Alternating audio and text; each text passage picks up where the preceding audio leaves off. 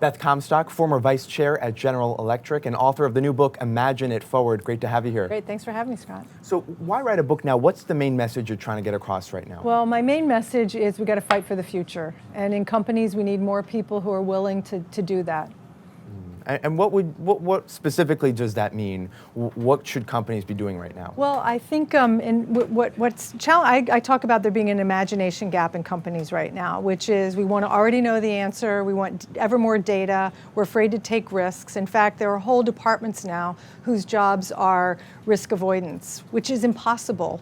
With the pace of change, the disruptive nature of change, I argue that we're in just a whole new era of just disruptive change, and we have to learn to adapt faster and better.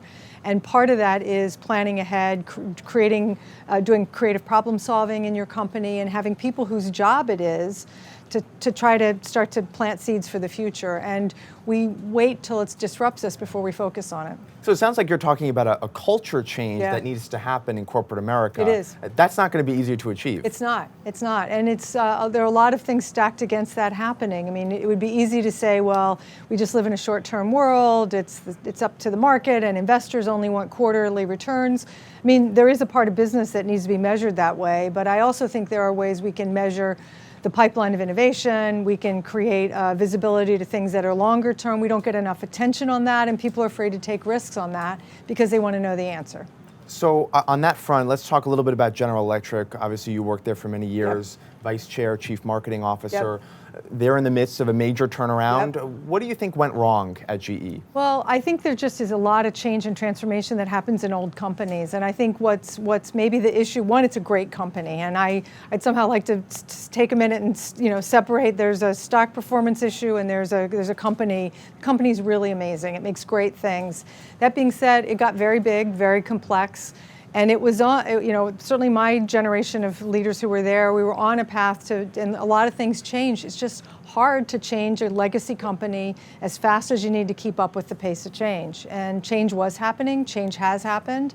It's just working through the complexity. It's probably more than people realize the depth of the complexity there. Yeah, what was the biggest thing you learned from your time at GE? Well, I mean, I think that you have to take on a number of things at once. You can't work sequentially through things. And culture change, it's where you started. Culture change is critical. Culture isn't just what you do at the end. It's how do you get people more adaptable, more comfortable with not knowing all the answers. Yes, you need precision and really great operations and all those things, especially in your core business, but you constantly need to be out discovering what's next, seeding what's next. If we hadn't done that at GE, we would never have gotten into clean energy. We would never have gotten into the digitization of industry, 3D printing in metals, and the future of additive manufacturing. All those things are going to push GE and other companies forward. You have to make room for them. You know Jeff Immelt well, of course. I worked with him for 16 years, yeah. Yeah, former GE CEO. He's now chairman of Athena Health. What do you think he brings to that company? Well, Jeff is incredibly focused on customers. He's the most customer-focused person I've ever met.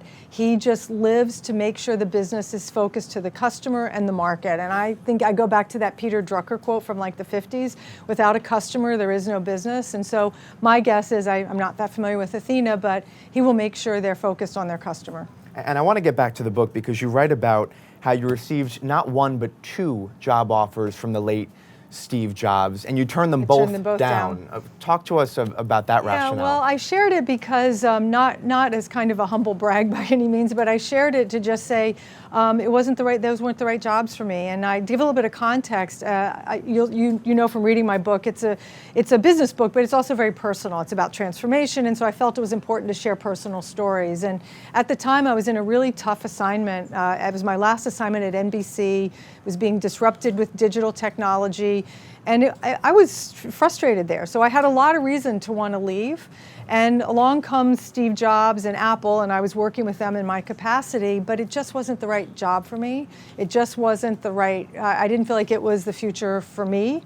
I did write in the book, there were times I regretted it. I mean, especially when I sat down and looked at the stock options and those kinds of things, and I didn't imagine that one forward very well.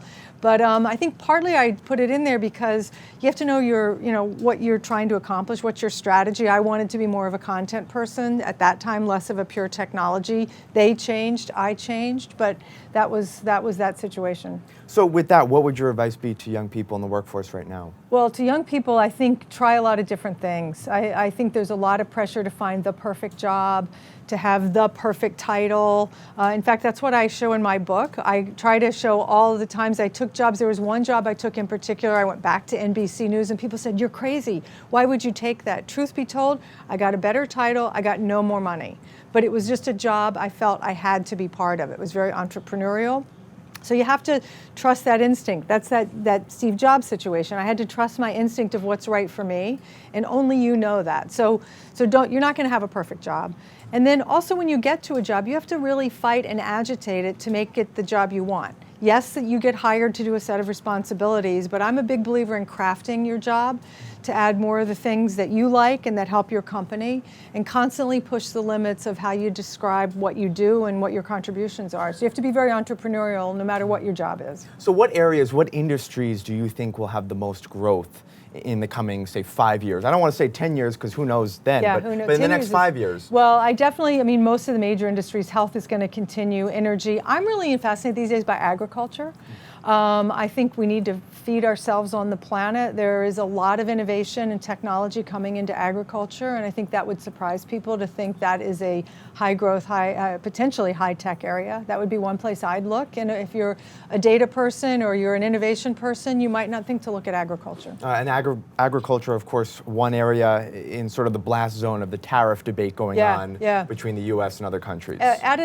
Manufacturing is something I continue to be high on with all the new digitization of manufacturing. 3D printing in metals is creating a huge revolution for design, all kinds of new ways of working. So I think any place where you're digitizing, you're going to find interesting intersections that are going to bring different capabilities together. All right, Beth Comstock, the book is Imagine It Forward. Thank you very much for being here. Thanks a lot. Thanks, Scott. Thank you.